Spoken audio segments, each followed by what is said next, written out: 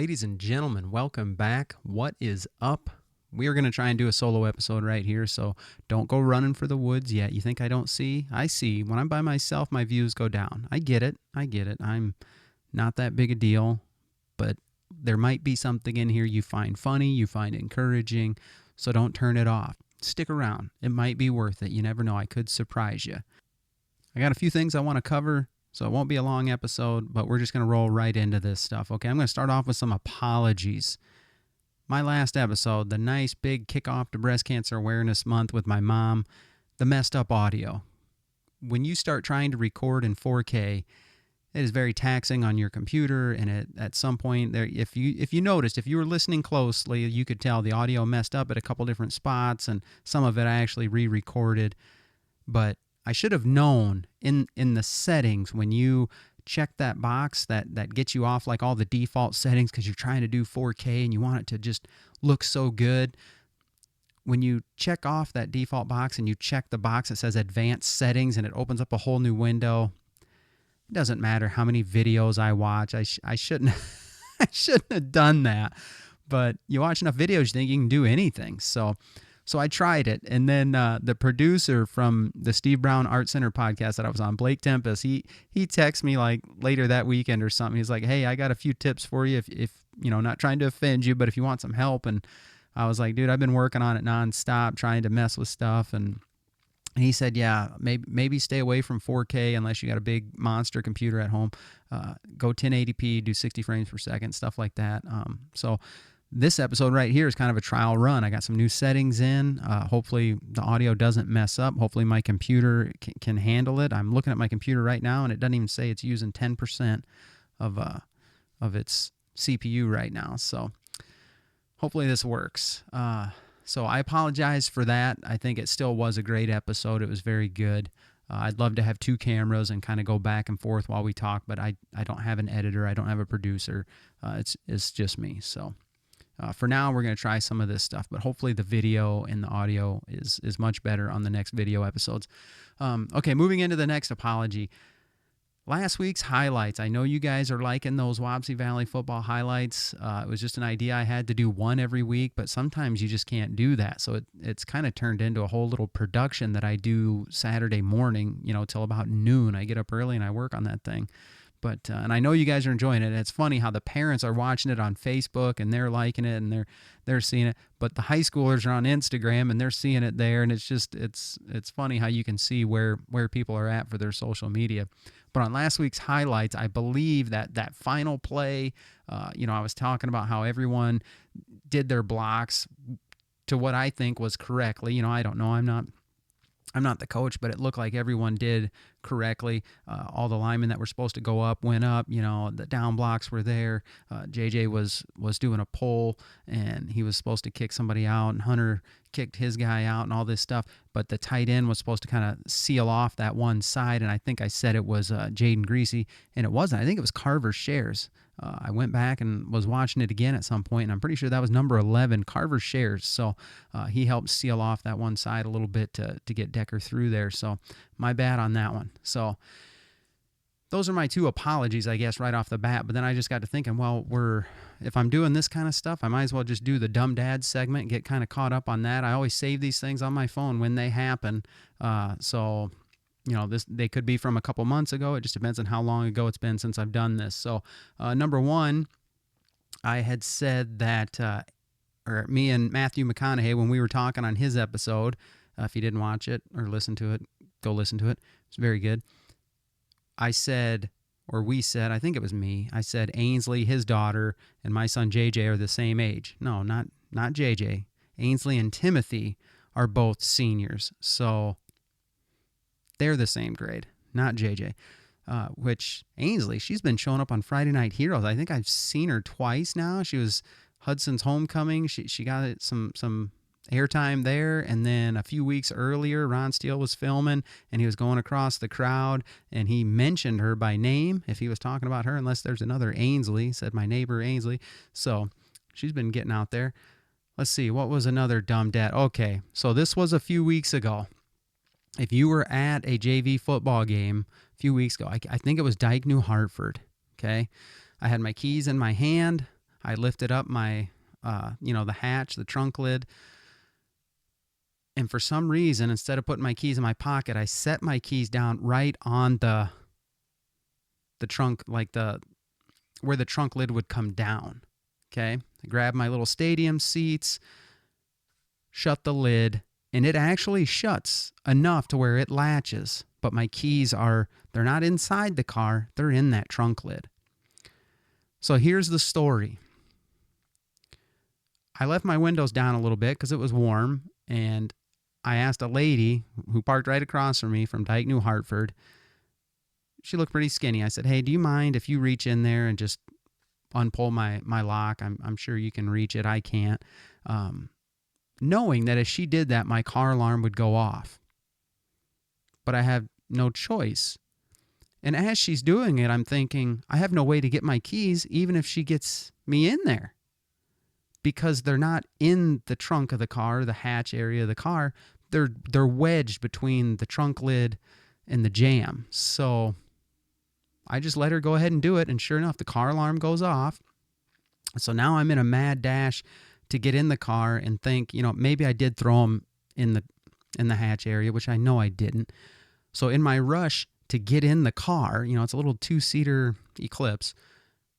I get one leg in, I think my first leg got hung up on the seatbelt. So I go kind of crashing in. My one leg scrapes against the door jamb. It's a whole big thing. This whole time the car alarm's going off. Some people are starting to look. Thank goodness it was a JV game, not a varsity game. But once I got in the car, I had to take my sunglasses off, take my hat off. My leg is all scraped up. I get in the car, then everything clicked.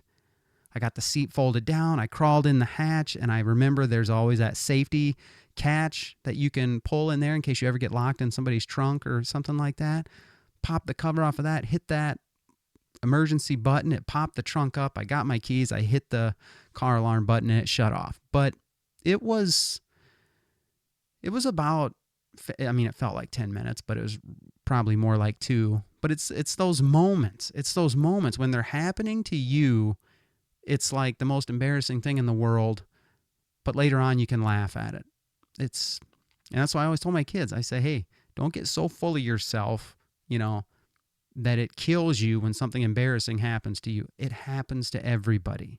It really does. At some point or another, you're going to be that one to slip and fall down, or you're going to be that one to, whatever, almost pull out in front of somebody. It's going to be your turn one of these times. Sometimes you just got to laugh them off. So, yeah, that was me. If you remember hearing a car alarm go off for minutes at the Dyke New Hartford game, I know some of you will. So, let's see. The other day, and it's October, and think whatever you want of me, but I'm a pumpkin fan. I'm not a Halloween fan. Pumpkin, the smell, pumpkin lattes, pumpkin whatever. Don't question my manhood. Pumpkin air fresheners in the house. I got the little plug-ins, and I got the whole house smelling like pumpkins. It was all good. I went to go get some refills because, certain rooms were running out of them. And the refill box was orange. Didn't think anything of it. It was one of those 6-packs. I grab it. I get it home. I start opening it. And I don't know what made me look at it a little closer, but it wasn't. It was Hawaiian Breeze or something like that. So that ain't that dumb, but come on, if you're selling it and it's orange and it's October, we're going to think that's a pumpkin smelling air freshener. And then I had one I was going to share. This was an old one. This one isn't recent by any means.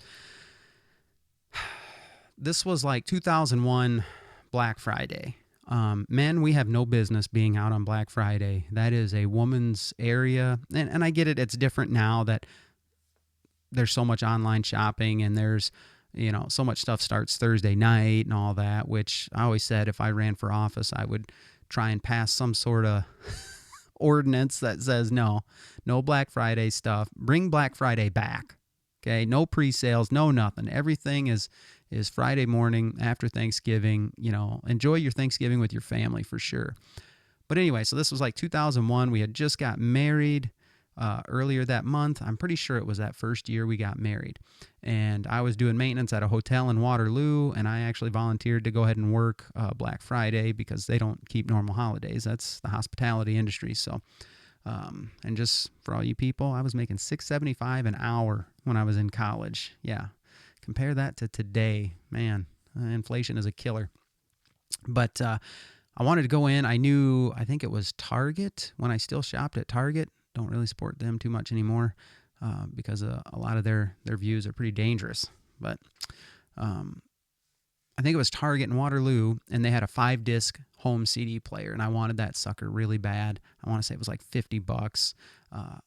So I show up, and this is my first Black Friday experience. I was just going to go there, get that, and then go to work. So it's like 5 a.m. or something. I get there, and the line is like way down the parking lot. And this is the Waterloo Target. Nice long lanes of parking. And so I get in line, and I'm way back, I get in line. I know where the electronics is, so I already know. I have my plan. They open those doors, and everything's good for a minute. And we're all walking in. Everything's nice and calm. Then people start going by me on both sides. Next thing I know, the line, that was single file like this is now like this at the door. It's just the line turned sideways. It was at the door, and it's like it's game on. I get in there. Electronics is right to the right. I go straight for it. I'm looking for the 5-disc CD player. It's not there. So I'm just like, I can't believe I did this. That I missed it. Like I should have fought harder. I should have got up to the front. I should have done something. I turn around and start walking out. I didn't know anything about Black Friday. I didn't know that some of the hot items, that they have a lot of or something, they put out on pallets in like the aisles and things. I didn't know that. So I just turned around and went right back out. I knew this was no place for me. I did not belong. So I left. But Sarah's aunt, Lisa, or her cousin Amy, one of them saw me leave like a puppy with his tail between his legs. So she bought a few extra of those and ended up letting me buy one. It was a learning experience. It really was. So enjoy that. Now I'm all caught up on the Dumb Dad segment. So, okay, let's move on. Coming up on the podcast, let's see. We got some good guests lined up, guys. I'm going to tease them a little bit for you so you can see what's coming down the pipe. Is it pipe or pike? I think it's pike. What's coming down the pike? But I've always said down the pipe, like in baseball, straight down the pipe. But here we go. I've got a female military vet who turned into my dentist. We've got something in the works with her. Probably around November we can record. She got quite the resume, and that was around the time you guys were telling me I don't have enough females on. So I asked her, how embarrassing is that? She's sitting there working on you, and then you're trying to ask her about coming on your podcast. But we worked through that, and she said it's out of her comfort zone, but you guys will think she's really interesting. She's not just your normal dentist. She's got quite the story. I remember reading about it before she came here and took over my dentist's practice. So I've got a local pastor who moved here all the way from California. Yeah, we got a local pastor in Jessup. He's going to be coming over, talking about his stories and things like that, his experiences.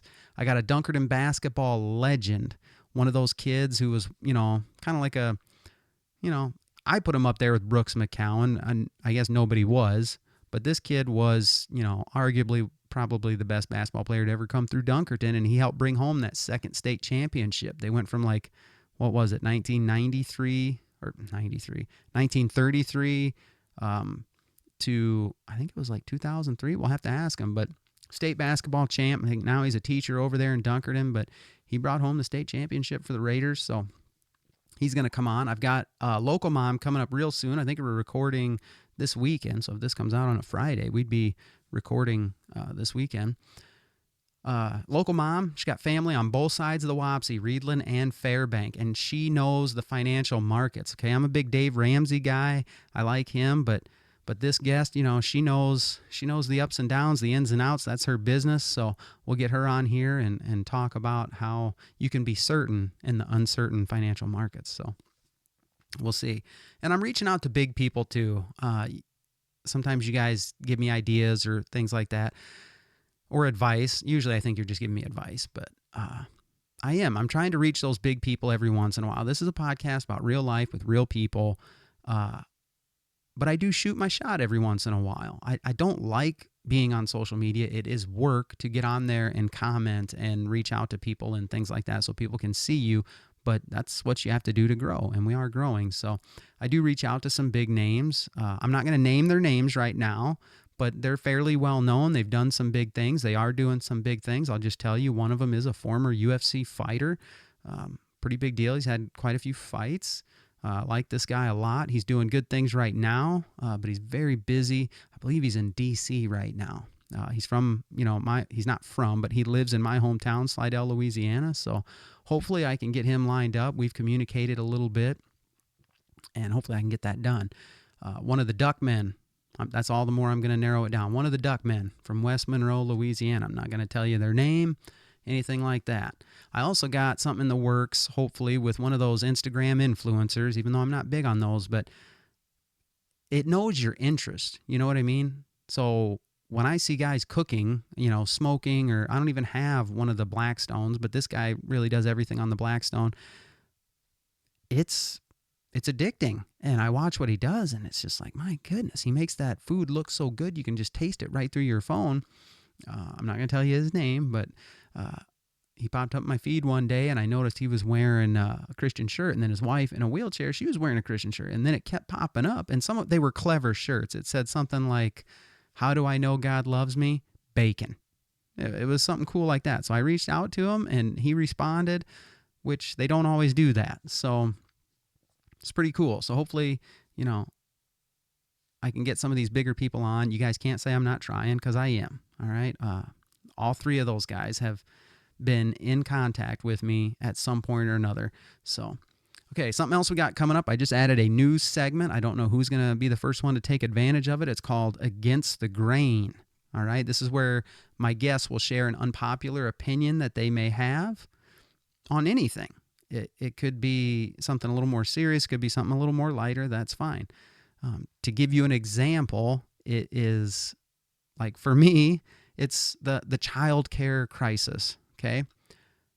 I understand daycare. I understand it's getting more and more expensive. When we had our first kid, Sarah left the workforce to start doing daycare because we just couldn't afford it. Like I said, I was making $6.75 an hour. She was probably making around that as well. You can't put a kid in daycare making that kind of money. So yeah, here's my unpopular opinion on that. And remember, we can agree to disagree. That's fine. Dads used to be able to work and provide enough for the moms to stay home and be the homemaker. And that is very hard to do. You have to have a very good job. You have to sacrifice. You have to live at a standard, below what most of us, think is our means. It's really not. That's not to say women can't, get their degree and do things. But if I were to be in that segment, I would say, yeah, that's an against the grain opinion for me, that I think it would be better if, the men could provide, the women could be the homemaker. Those are very important years to not be in daycare. But it's very hard to do. And I've caught myself thinking about that. And me and Ryan Peterson, we talked about that before. Why did, back in the 50s, a dad could provide that, the house, one car, and that's it. And the mom could take care of the house and the kids and all that stuff. As the inflation grew, our wages didn't keep up with inflation. Well, why is that? Why didn't our companies continue to pay us more and more and more as inflation went up? I mean, yeah, wages did go up. They just didn't quite keep up. I've worked in factories my entire life. Omega Cabinets, 15 years. Lifeline, what are we going on? 6-7 years now. No college education. I get that. But it seemed like factory workers, good factory jobs back in the day, you could provide, and need very little supplemental income, if any. You weren't living large by any means, but you could do it. Today, you can't do that, especially with the housing market the way it is now. It is very, very difficult. You have to make arrangements going into your lifestyle, as you're starting to set up your family and things. I mean, it's just, it doesn't look like you could do it that way anymore. So unless life would look totally different. So that's against the grain. It'd be something, an opinion you have that a lot of people, maybe the majority of culture, would disagree with. You're kind of going against the grain. So hopefully it's a fun one we can do, and it's okay if you don't like people's takes on that. You may hate that take. You may be hardcore, you go girl power, all that good stuff, and that's fine. But I just think the man providing, the woman being at home, I think that makes for a stronger family unit. I really do. It's nothing against women, not saying they can't do things, nothing like that. But for a thriving family environment, I think that's it. I think the dad works. I think the mom helps. And not saying the dad shouldn't help raise the kids either. Absolutely. It is a team. It is a team effort. But I just think optimum family situation would be just that. Dad works. Mom's the homemaker. That's it. And that's against the grain these days. So, okay. Another thing I wanted to get to, people are pretty often, they're asking me, hey, how are you looking, numbers wise? How much growth have you seen? I just had Sarah's stepbrother, Jacob. He's in the Federal Air Marshal. He did some Border Patrol. He's a pretty well-rounded, educated, experienced guy. Seen a lot of stuff, done a lot of stuff. And he asked me, he said, how's your growth looking? You're 1+ years in, stuff like that. So I thought I'd share the numbers with you guys. You guys know if you're following us on Facebook, you saw we finally passed 500 Facebook followers. As of today, we hit 200 Instagram followers thanks to Ryan Frost. He was number 200. And then I checked Spotify. We're at 186 followers on Spotify, quite a bit less on Apple Podcasts, but you put those two together, we're well past 200 total, and those are the main listening platforms, Spotify and Apple Podcasts. But I want to make something clear that when you start looking at numbers, when you start looking at followers or subscribers or likes, that doesn't give us our worth or our value.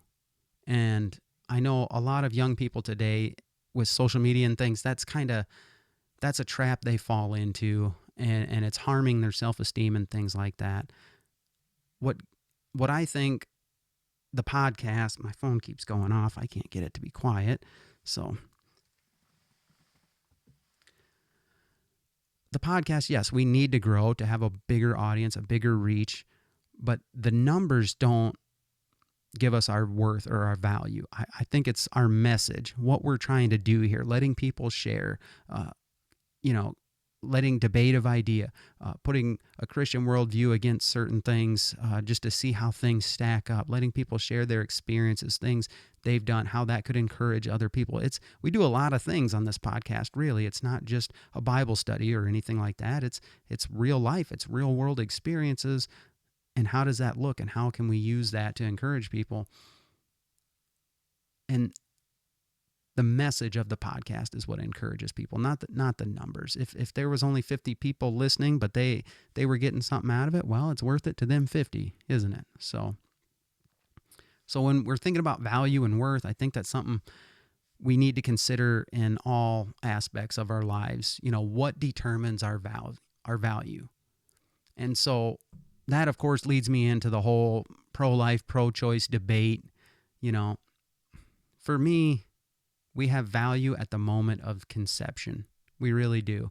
And I know a lot of people have different ideas on that. And I've been watching some of these YouTube debates where it's like 20 people in a circle against one guy in the middle. And it's very organized. It's time structured. And they come up like one by one and they debate these ideas. And yeah, I know a lot of people don't agree with me that life has value as a conception. This one kid kept saying a non-sentient being and this and that without personal life experience. It's like, okay, so if life doesn't begin at conception, doesn't have value at conception, then when does it?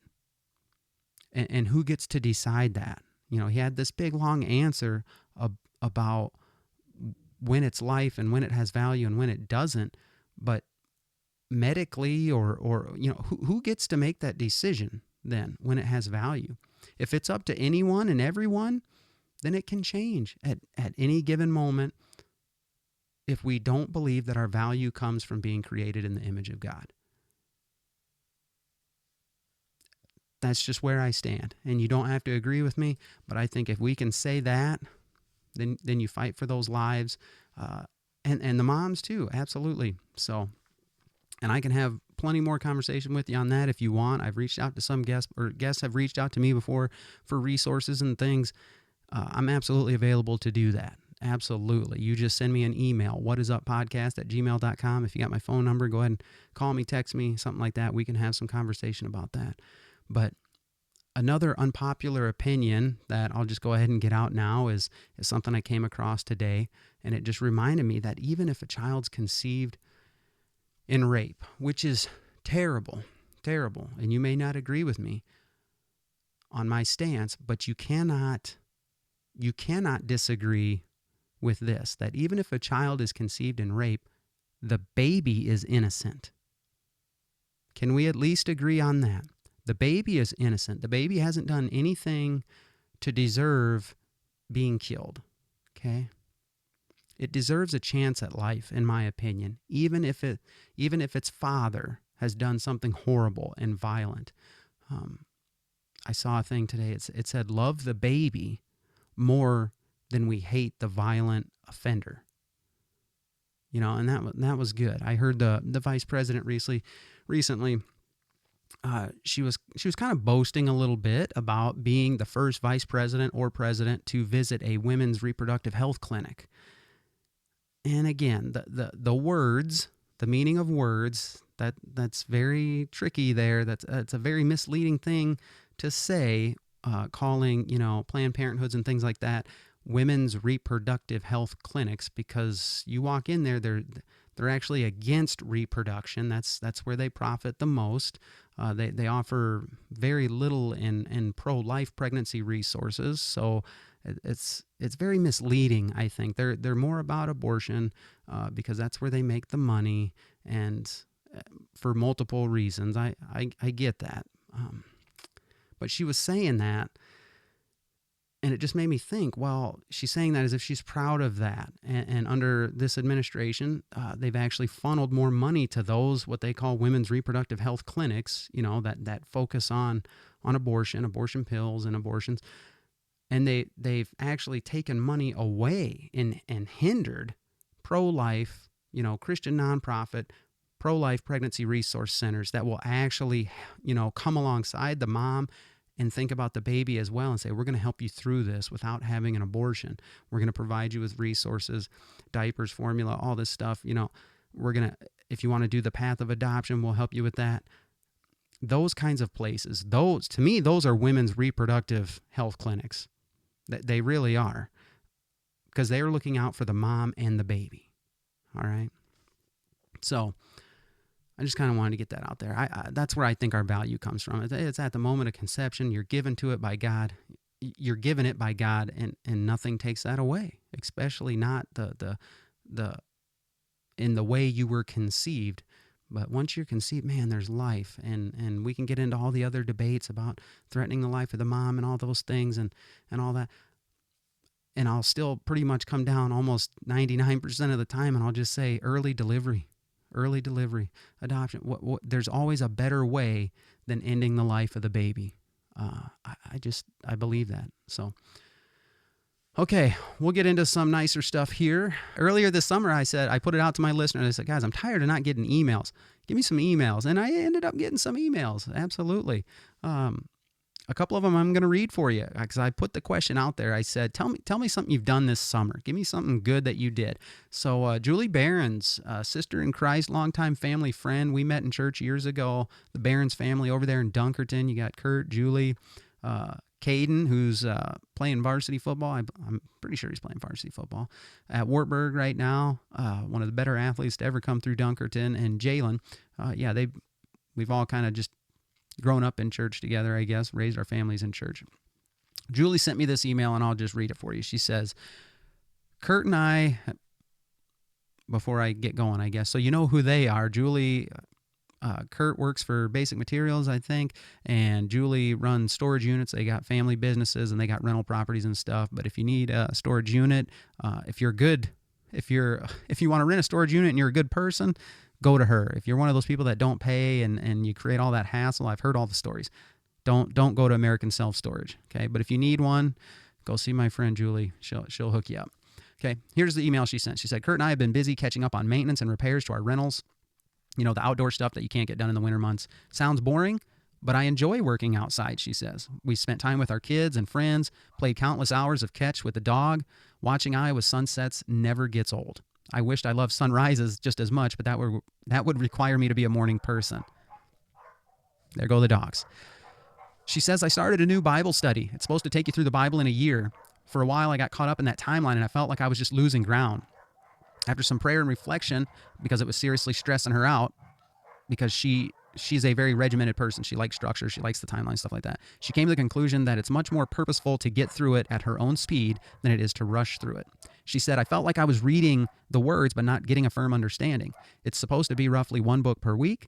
She says, I still catch myself wanting to do that, but this is one of those growing moments for me to not focus so much on the checklist so much, but to focus on the meaningful things. So she spent this summer studying the Torah, which is the first 5 books of the Bible.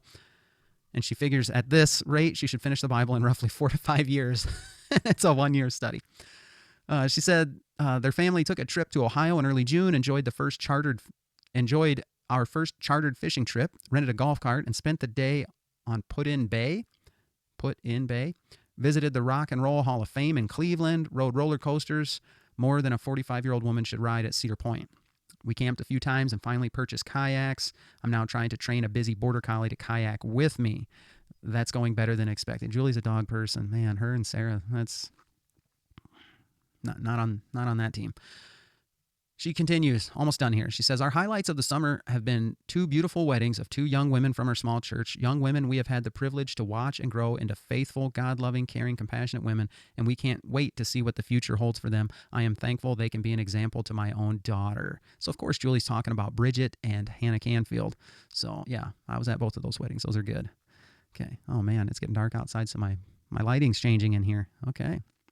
And, yeah, if you're wondering, the glowing light from back, yeah, I plan that. I'm watching other people. I see what they do. So, okay, last paragraph. Julie says, as summer nears the end, Kurt and I will be entering a new phase in life as we become empty nesters. Caden went back to Wartburg last week. I didn't get emotional, and obviously it wasn't last week. It was when she sent this email towards the end of summer. She says, I didn't get emotional this year until I got home. So I guess that's something good. After all, it is his 3rd year. Jalen leaves us soon to join her brother at Wartburg. That is going to be a hard day. I pray every day that my children will continue to seek God, find people who encourage their faith, and that they can be an encouragement and a light to others around them. Yeah, colleges need more of that for sure. Our kids have been so good, much better than Kurt and I were when we were young. So thank you, Jesus, for that. Yeah, me and Sarah feel the same way. I hope you and your family have enjoyed summer as well. It's been a big one for your family. We are thankful that our families crossed paths 20 years ago at First Baptist Church in Dunkerton. Thank you, Julie. Now that's how you respond to an email. Very nice. Very nice. Okay, then of course my mom responded as well. That's your mom for you. Okay, and I hope you guys enjoyed her intro. Rad nailed it with that one, with the Jasper in there and all that. That was such a good one. So mom sent me an email. She goes, what I did this summer. She said, summer in the South is always a great time. Grandbabies are the best. Every year the grandkids and I pick blackberries to make famous blackberry cobbler. This year the Southern grands, along with Grandpa Paul, affectionately called Gramps, and I traveled to Hattiesburg, Mississippi to Sandy Run Farms. In essence, it is a you pick the blackberry and blueberry kind of farm. Several things brought us great joy about that experience. First of all, the blackberry bushes were nice, were neatly groomed rows, no thorns. That's right, thornless blackberries. That is definitely a plus, especially for the littles. The blackberries were the biggest we had ever seen. We picked 5 gallons of berries in less than an hour. Then we moved over to blueberries. Well, let me just say this, that the littles were tired very quickly with the blueberries. First, they're much smaller, and it takes longer to fill a bucket, so the blueberry picking was a short-lived event. The great thing about Sandy Run Farms is that they have a playground with picnic tables. So after all the picking was over, we took our picnic lunch to the playground so the littles could play while the older kids enjoyed lunch of fresh ham sandwiches and blackberry lemonade. Definitely a memory to enjoy for many years. She's got another one here. She says, on to the biggest event of our summer. The highlight of my summer each year is when I make the trip to Iowa to visit my kids, me and Sarah, all the grandkids. During that summer trip, we always have a Cajun fest, bringing all the delicacies of the South to the people up north. This year it was a little different because usually it's like, crawfish boil and we invite people over and stuff like that. She said, this year it was a little different as the Cajun fest took a backseat to the wedding of my granddaughter Bridget and her husband Ryan. What a joyous event. She is my first grandchild to be married, and I was honored to be a part of their special day. While I've cooked for a lot of events and people in my lifetime, I've never cooked for 30 people solo. While I was honored to cook for the rehearsal dinner, I'll admit I was a bit nervous. I just wanted everything to be perfect for them. So with the help of Ellie, Bubba, and father of the groom, Aaron, helping serve, the dinner was perfect. Many enjoyed Cajun seafood pasta, which is one of Bridget's favorites, while others with a softer palate enjoyed blackened chicken Alfredo, and the dinner was complete with almond cupcakes topped with blackberry compote. I think that's how you say that. It's like a whipped topping of some sort. It was another memory for the record books, for sure. So, all right, let's keep moving on this positive note right here. We're closing in on 40 minutes. I had a coworker who will remain nameless. He doesn't want to be named, but I had a coworker. We were talking one day. He started doing different things, for his health wise, and he just told me. He said, "Hey, it's been 2 years since I quit smoking." And he's an older guy. He's probably approaching retirement in the next 5 years, I'm guessing. Somewhere in there. He's not a young guy, but he said, "Yeah, 2 years after I've been smoking since I was a teenager, finally quit. 2 years." So we were talking about just other different things for health, and stuff like that. And so he started going for walks at night, and he wanted to know, well, how far am I walking? And I was like, dude, I got a running watch. I'll show you how to use it. You turn it on. It'll tell you. You just hit start, it'll find the satellites and all that. So a buddy of mine at work, I just wanted to give a shout out to him and encourage other people, even if you're a lifelong smoker, man, you can kick that thing. I don't know how you afford to do it right now anyway, but 2 years, this guy, no smoking, walking at night. And he said even in the beginning, the next day his legs are sore, his calves are sore, his shins are sore. He's not a spring chicken, but he kept at it. And he started kind of maybe trimming down his portions of food, not overeating so much. And he's just doing a lot better. So I want to give him a shout out for that and encourage you guys, same thing. Another one, Johnny Depp. Johnny Depp, a guy I don't have much in common with. I will give credit where credit is due, all right? I will be fair for sure. I love seeing stuff like this. Johnny Depp was at some sort of a film festival somewhere. I don't think I caught the town it was in or whatever. But he made time while he was at that film festival to get into full costume as Captain Jack Sparrow and go to one of these big children's hospitals that was in the area. And I saw a video of that, and it was Johnny Depp. It wasn't some lookalike. It was him. Shout out Johnny Depp. We may disagree on a lot of stuff, but that's what it looks like when you get it right. I love that kind of stuff. Some other good things I've seen recently. I love consuming, seeing people do good things. Stuff that's been popping up on my social media a lot was these God Behind Bars events. The Robertson family and people from the Unashamed podcast or the Duck Call Room podcast, those guys, they went to multiple ones of these. They went to San Quentin, out in California, I believe. That's one of the most hardcore prisons there is. They did like revival. They preached the word of God. They did music. I think Lauren Daigle was at one of these things. They baptized people who wanted to repent of their sin and come to faith in Jesus and just kind of get a fresh start. And they also did it in Angola down in Louisiana, another one of the roughest prisons there is. And listening to their podcast and listening to them talk about it and seeing their stuff show up on social media, Willie and Corey Robertson, John David, all these guys talking about that. Cy went to the one in San Quentin, I believe, ministering to the prisoners, telling them that even though they're behind lock and key, as Phil says it, they can still be free. You know what I mean? And you can be. That's kind of the way it works with Jesus. I mean, you can be set free spiritually for sure. So I love seeing that kind of stuff. Another good thing I saw was on the Steve Brown Art Center podcast. Our friends over there, Jim and Dale, they actually reached out to a former guest of ours who's running for Buchanan County Supervisor. They reached out to Keith Wieland and who he's running against, Rick Wolfcool. And they had an episode where it wasn't really a debate. It did kind of turn into a debate, but it was the most civil thing. I text Jim the next day. I said, very well done. That's how debates are done. You stay calm. Because it came to a point where they had differences, but they also admitted what they kind of agreed on. And Keith kind of tried to call Rick out on some stuff, but it was just done the right way. And after watching our vice presidential debate, I was like, I think, not really, but just jokingly, like their little podcast debate thing over there for Buchanan County Supervisor had an impact on our vice presidential debate, because that to me also went very well, very civil for the most part, and that's how it's done. So I wanted to give them a shout out too. Let's see. Okay, yeah, I've been getting lots of encouraging messages, whether it's texts or, just different things from people in regards to mental health. A lot of you guys just letting someone know, that you or someone close to you or you've been affected or you deal with anxiety or mental health problems, that stuff's up and down. Sometimes that stuff isn't a problem, and then sometimes it is. When you let someone else know, hey, I've dealt with that as well, that means a lot. That means a lot. It really does. So I wanted to give a big thank you to everyone who's reached out, offered support, offered prayer.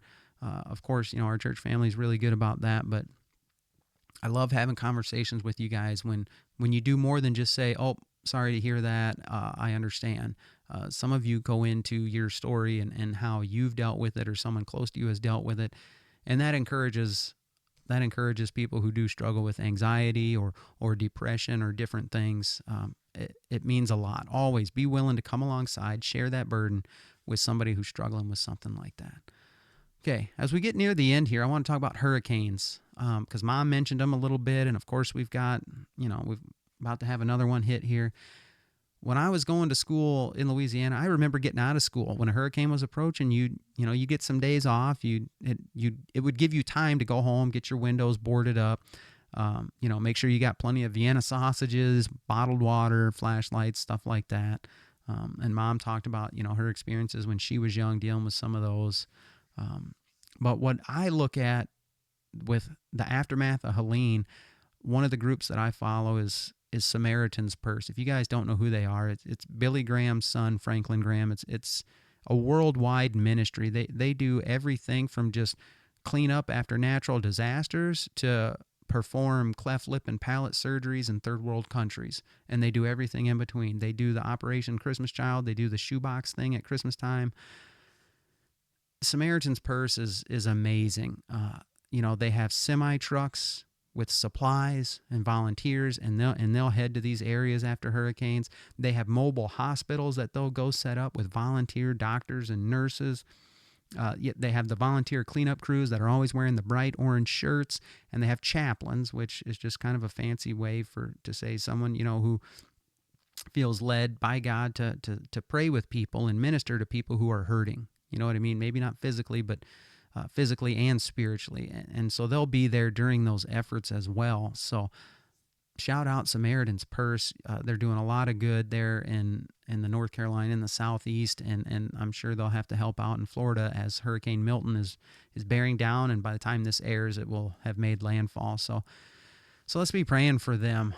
Sarah made a stop the other day at some point. I can't remember what we were doing, and she said we should just pray for the people in the Southeast, and so we did, because that's very tough stuff. That's a long road to recovery there, and for some, they've lost their life, and that's terrible. But life goes on for the rest of us, and how can we make a positive impact? So that'll pretty much do it for this solo episode. I think we're at about 46 minutes. I wanted to keep it under an hour because it's just me. No one wants to hear just me talk. So hope you guys enjoyed it. But let me ask you, have you caught yourself looking around and asking, what is up? Like, what is up with, you could fill in the blank. I don't know. For me recently, it was that I heard there's a number of states that don't require a voter ID to vote. We're coming up on election season. You can vote for whoever you want to vote for. Hopefully you vote for the most moral candidate that goes by and likes supporting policy that agrees with the Bible. That's where I'm going. But some states aren't requiring an ID to vote. We're voting for people in office in our country, so you should be a citizen to vote, I think. I just don't understand that. That can't be true, can it? It can't be. How could that be happening? Are you kind of wondering a little bit about something like that? Or, maybe it's something a little bit lighter or funnier. I don't know. Are you wondering why things are the way they are? I told you guys, answers can't be found down here. You really can't. People are going to lie to you all the time. We're surrounded by lies. So answers, you got to look up. Got to look up. That's the one thing that will not change. If we look to God and His Word, He will truly show you what is up. I promise you that. I still think the Bible gives the best answers, the best explanations. Try me on it. Try me on it. It really does. It explains the whole human condition and why we can be good one day and bad the next. It just explains everything perfectly. If you want to know more, join me any Sunday, FBC Dunkerton, or you can watch online if you're not in the area on our Facebook page. Or leave a comment in the comment section, whether you're on Spotify, Apple Podcasts, YouTube. Send me an email, whatisuppodcast@gmail.com. I'll personally share the gospel with you. I'll try and answer any question you got. I will let you know that God is real. I will show you that God is real, that He loves you, and He wants a relationship with you. Even you. Okay? If you haven't figured it out by now, there's absolutely nothing on this earth that we can put our hope in. Everything's going to let us down at some point. You know, our parents. Anybody.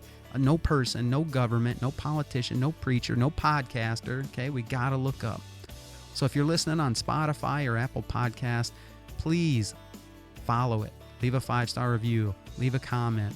Do those things for me. That helps us reach more people. Let your opinion be heard, okay, by leaving a comment or answering our poll question on this episode. I always come up with something funny. If you're on YouTube, hit the subscribe button. Hit that thumbs up button. Like it. Leave a comment. Then share it with everyone you know. I welcome feedback, questions, comments, even criticism. Guys, thank you so much for listening. I hope this episode encouraged you in some way. Lord willing, I'll talk to you on the next one.